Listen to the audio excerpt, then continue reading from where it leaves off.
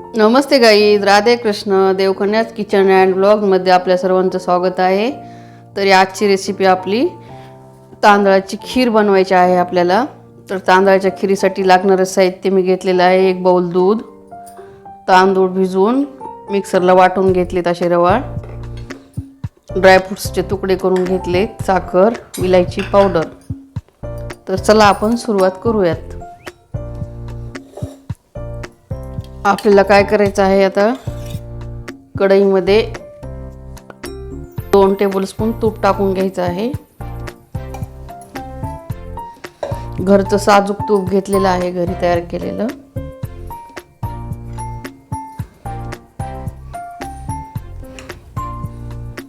आता आपण जे ड्रायफ्रूटचे तुकडे घेतलेले आहेत ते तुपात टाकून भाजून घ्यायचे आहेत आपल्याला.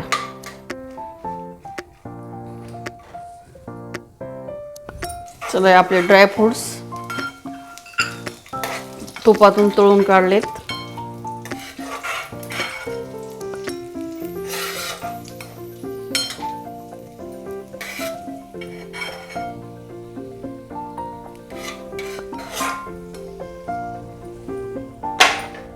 आता आपल्याला हे तांदूळ धुवून वाटून घेतलेले आहेत ना मिक्सरला रवाळ, तर ते आपल्याला तुपात भाजून घ्यायचे.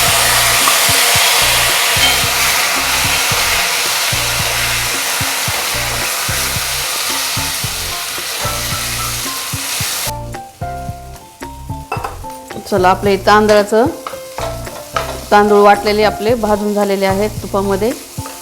तर आपण आता ह्याच्यात 1 ग्लास पाणी टाकायचं आहे आणि हे तांदूळ वाटलेले आपल्याला वाटून घेतलेले शिजवून घ्यायचे आहेत आता पाण्यामध्ये.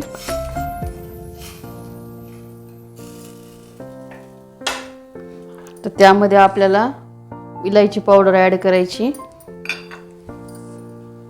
आणि साखर आपल्याला चवीनुसार, आपल्याला जसं गोड पाहिजे तसं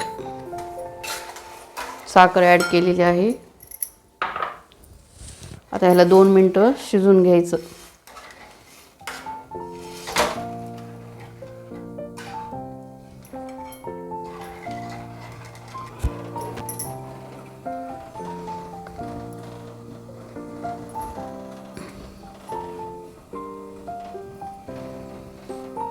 चला, आपण 2 ते 5 मिनटं आपण शिजवून घेतलेले कमी गॅसवर. तर जे आपण तांदूळ रवाळ काढले होते ते मस्त असतं पाणी टाकून असं चांगलं शिजवलेलं आहे. पहा कसं बॅटर तयार झालेलं आहे, छान मस्त दिसत आहे. आता आपल्याला यामध्ये 1 बाउल दूध घेतलेलं आहे आपण घट्ट, तर ते आपण ॲड करूयात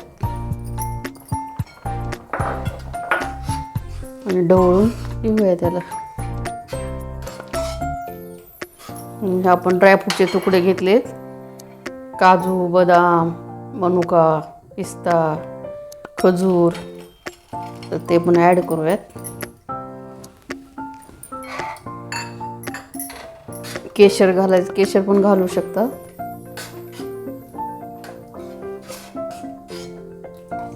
ही खीर जे आहे ते आपण पौर्णिमेच्या दिवशी करतो आपण महालक्ष्मीच्या नैवेद्याला. परत पित्राच्या जेवणामध्ये पण ही खीर करतात.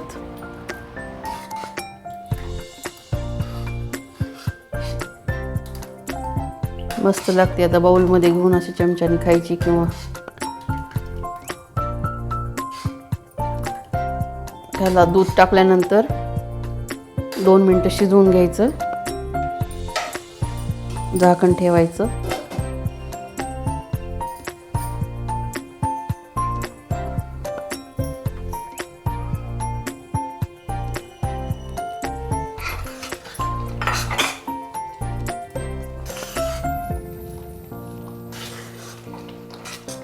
पितृपक्षात नैवेद्याला लागणारी खीर आपली तयार झालेली आहे. मस्त छान दिसत आहे, मस्त बॅटर झालेलं आहे खीरीचं. तर चला, आपण गॅस बंद करून घेऊया आणि एका बाउलमध्ये काढूयात आता.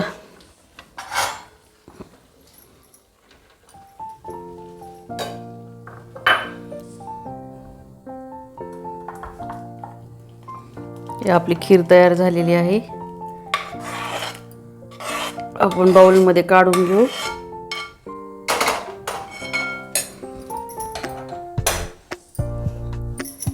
खायच्या वेळेस त्याच्यावर खिरीवर आपण आणखी 1 चमचाभर साजूक तूप टाकून घ्यायचं.